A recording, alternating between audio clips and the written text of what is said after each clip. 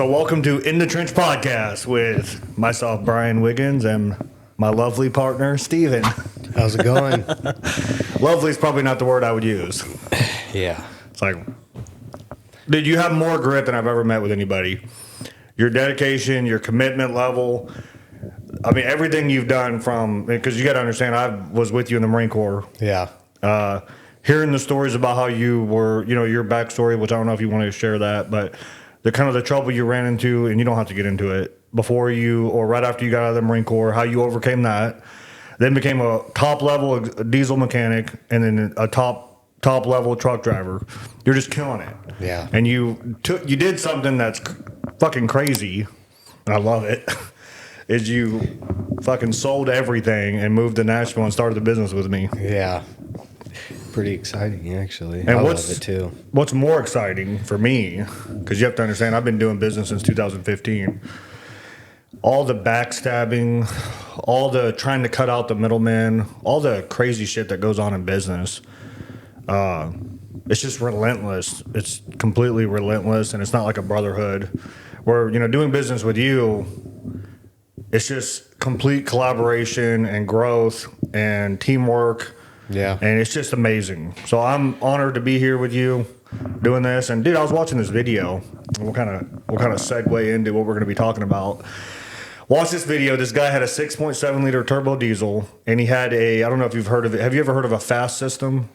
I think so. It sounds familiar. You'll have to refresh my memory on it what could it be, is. maybe, from what I'm understanding, it's something to do with maybe a double oil filter. Anyway, we could look that up later. But this guy, he's a firefighter. He had a company install this oil filter or gas filter or extra gas pump. Maybe it's one of those like where it picks up the fuel. It's like an adder. Oh, almost like a fuel cell or something. Yeah. Yeah. Okay. So they fired up the truck, drove it around the block, came back, and it wouldn't start. It seized the motor. And this guy who has 9 million followers across social platforms, he tore the motor apart. First of all, that company took the transmission off, tried to turn the motor. They had this lock pin thing in there on the flywheel. Yep. Yeah, it was wedged in there. We always call it a push pin. Push pin. Yeah. It's push pin, exactly. And you know more than I do. I think it's fascinating. Yeah. But at the end of the day, they found no oil in the motor. And he's like, well, logically, if you run a diesel motor for 2 minutes without oil, it's going to seize up. Yeah. And so they took it apart, found the bearings on the bottom end that were completely seized up, not from like engine failure, but catastrophic failure, meaning like it failed quickly. Yeah. And so their analysis was, fuck, it's because of the motor, no oil. So he took oil from what was remaining and sent it into a shop and to do analysis, and they found that the oil was new.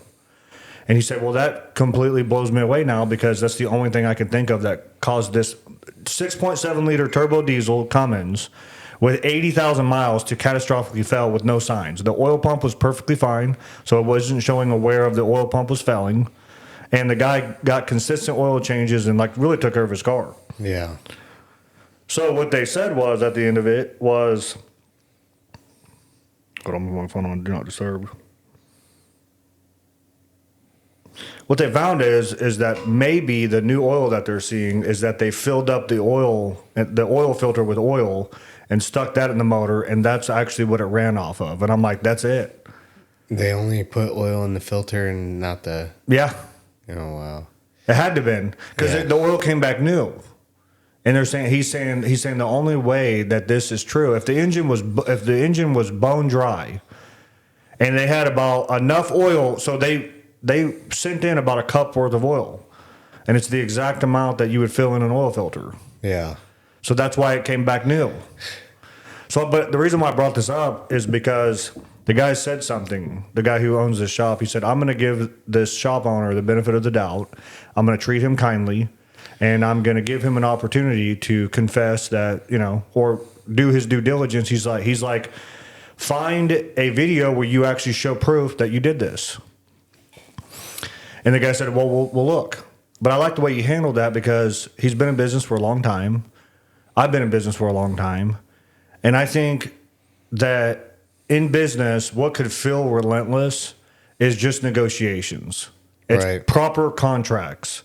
It's pretty much protecting yourself as a business owner against homeowners, against workers, against vendors. And that's really, to me, how you end up staying in the long game. Is you gotta have your company set up in a way where you have every facet protected. Yeah.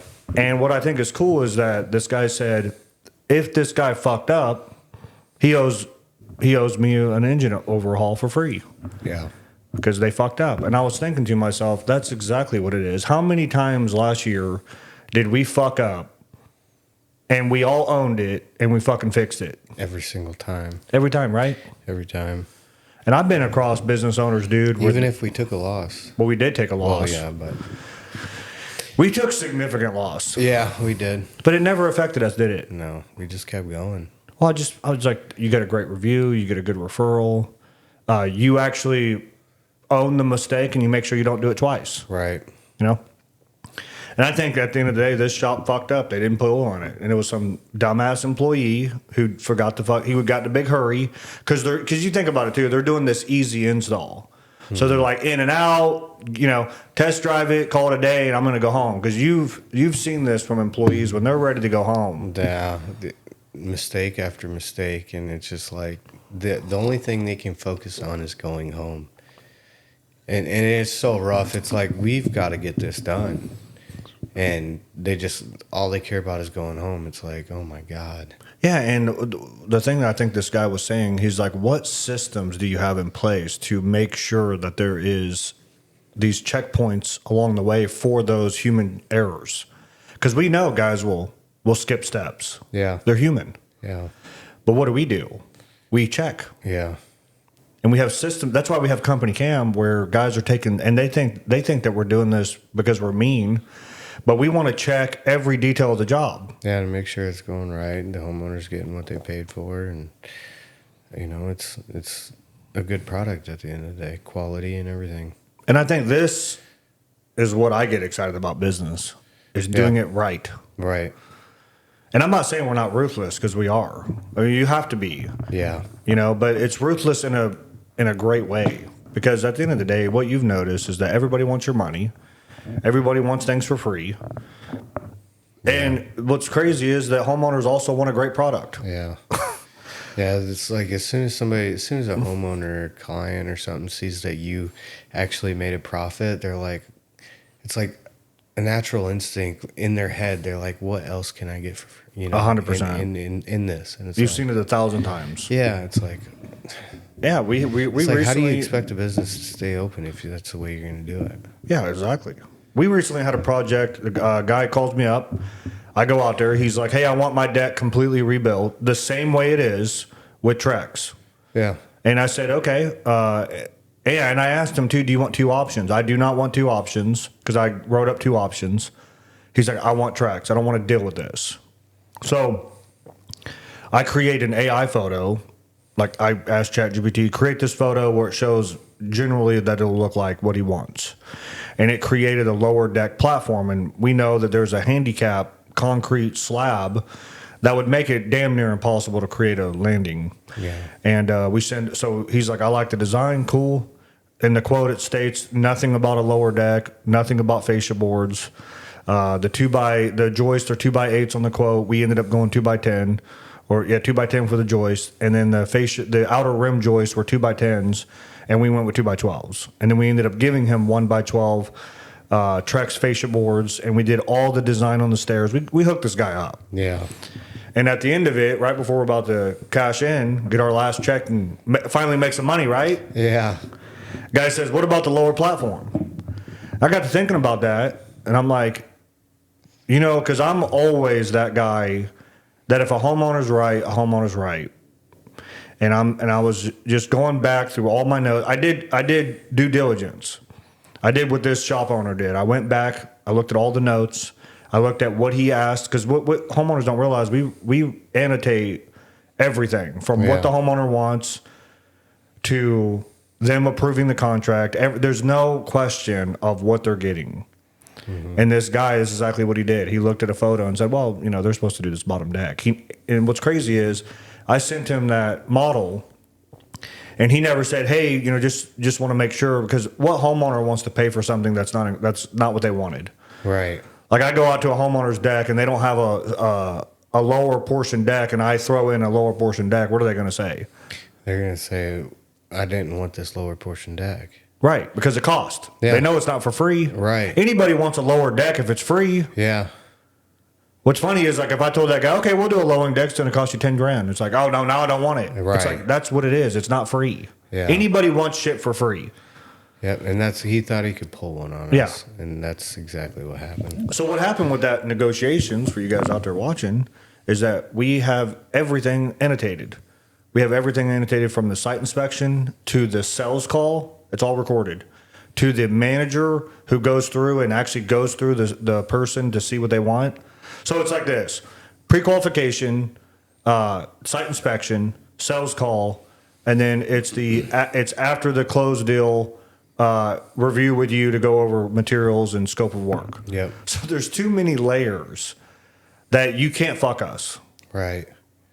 And this protects you, the homeowner, and it protects us. Yeah. But to me, this is running a business. Yeah. It's not this like this shop, dude. They were all over the place. You should have seen the way that they brought this guy's truck back. The transmission was off. The drive shaft was off. The heads were off. It's just like, why didn't you put it all back? Yeah. They just said, "Oh, come get your truck." They left tools. There was two tools that they left on the pulley and that pin, what a push pin. Yeah, that's pretty wild.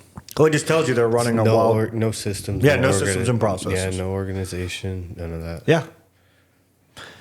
So that's what I was thinking about today. We put together this video. It's a 7-step system that we implemented with Charlie Company. That, because dude, you know for a fact that at the end of the day, everybody wants the cheapest price. Right. I would say majority of people. There's like I can count on my hand how many clients don't care about price because they see the value.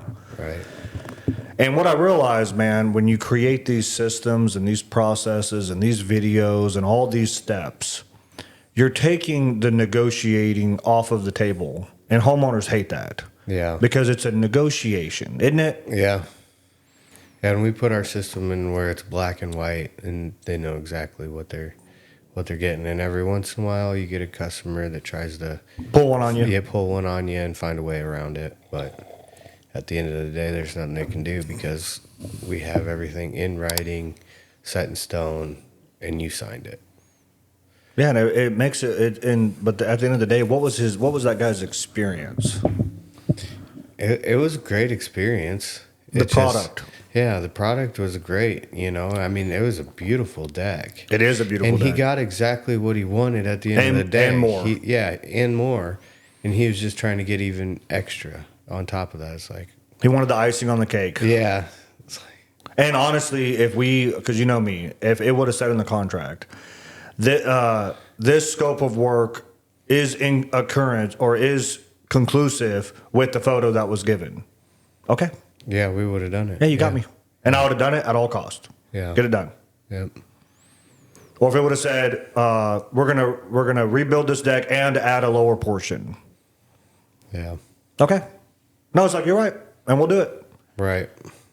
And I think what I'm trying to say is with homeowners is when you show up and you have the communication on point and you're recording photos and you're getting on a sales call, you are winning the negotiating.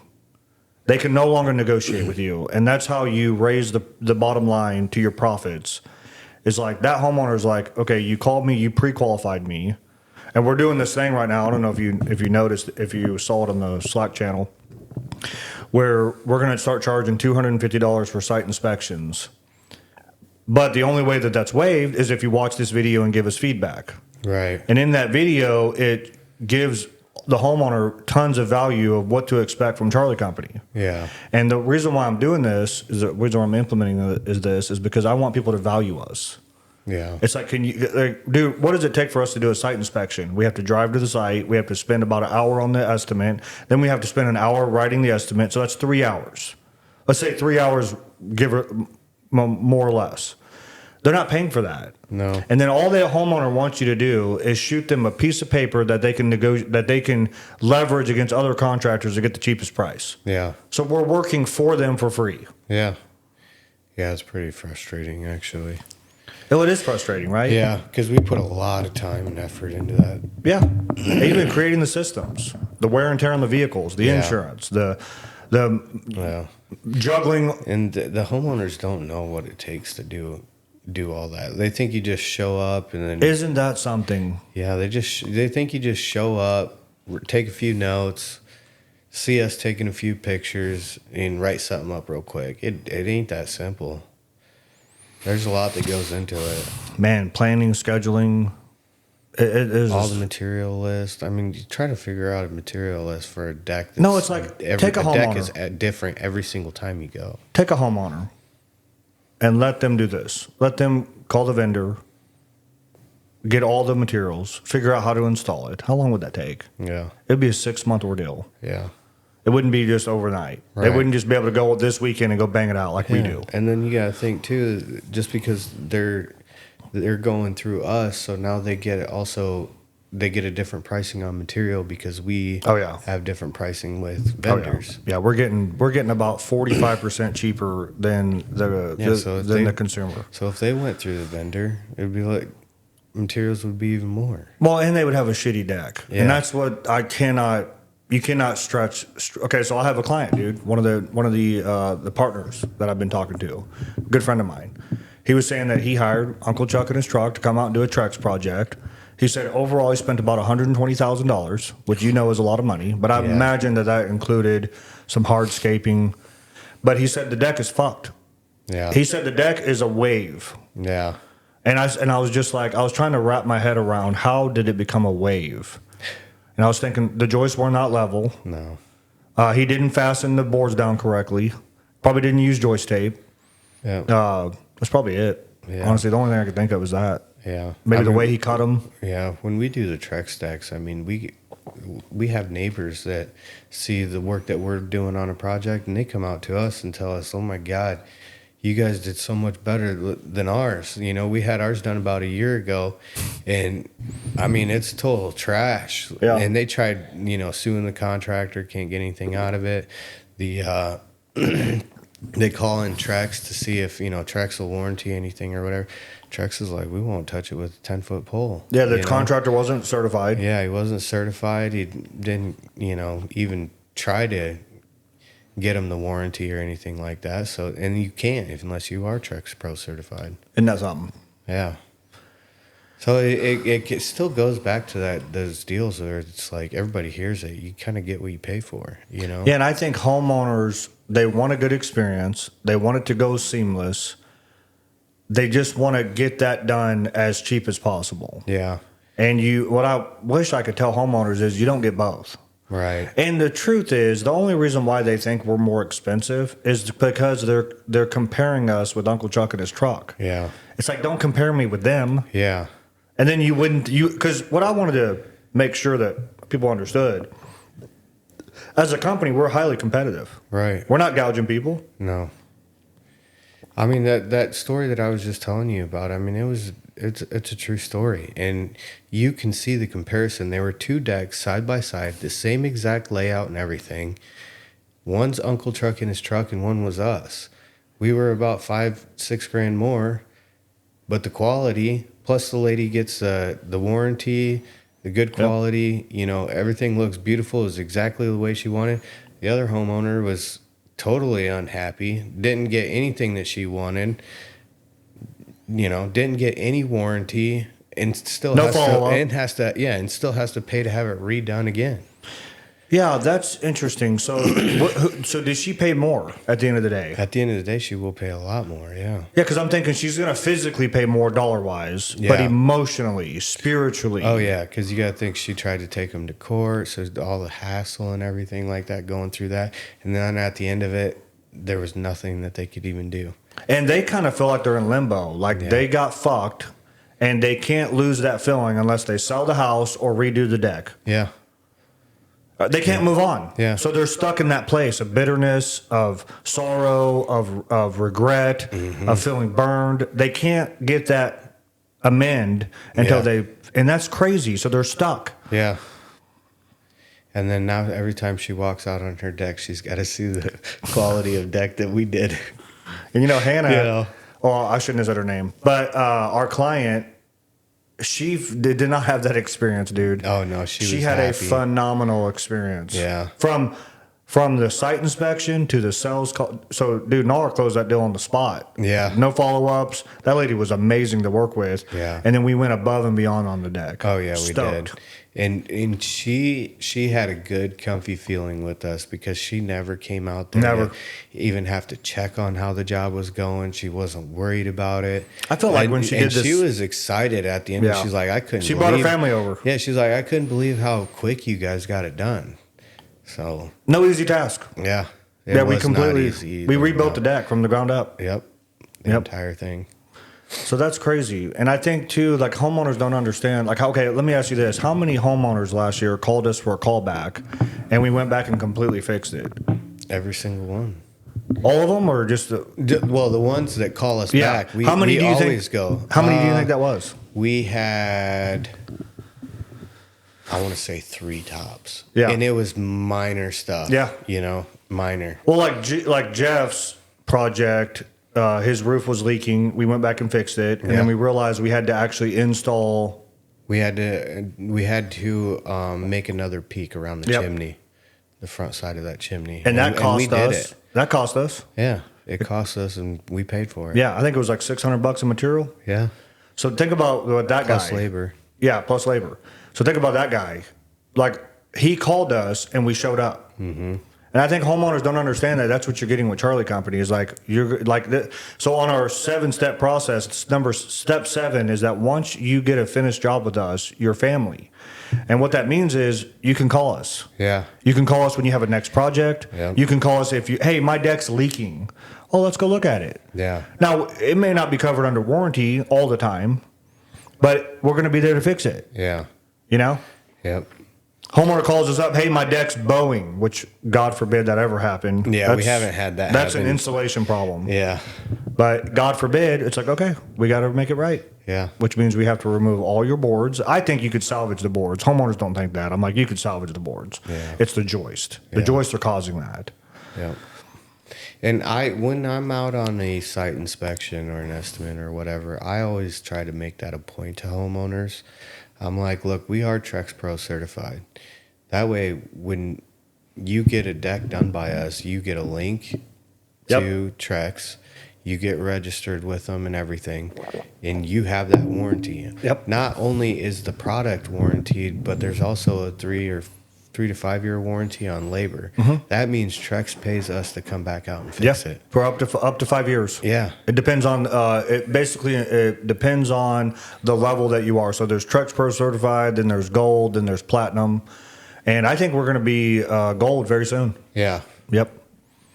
So that's another thing too. And then the other thing is we document the photos, time stamped, who took the photo of every single process, lag bolts, joist, structural, actual, the picture framing and all that stuff. And homeowners get access to that for their projects. So if they ever sell the home, they can go back and look at those projects. They can, if anything's ever wrong, we can we can go back and say, okay, well, this was the installation.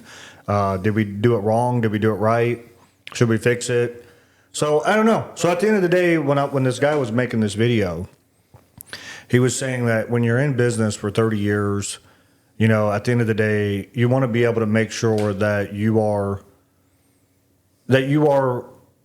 kind of like giving people a solid company to work for. And I think that's important. I do. I think if you're in this in the long game, it's not about money. It's about really building a robust business with systems and processes that homeowners can have a good experience. That's what I think.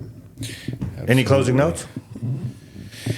I love doing business with you, man. Yeah, let's get it, dude. It's going to be a big year. It's been a blast. Yeah. It has. It has been. It's true. I feel like, man, it's fun, right? Yeah. It's like, what an exciting life. Yeah. I wouldn't have it any other way. Even all the stress and everything. Love it. Yeah.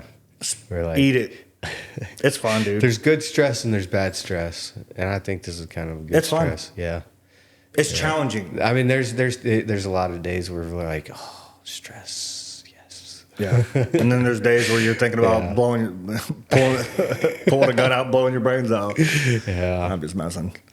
All right, cool. Well, that's it for this podcast. If you guys like this video, obviously like the channel, subscribe to our channel, like this video is what I meant to say.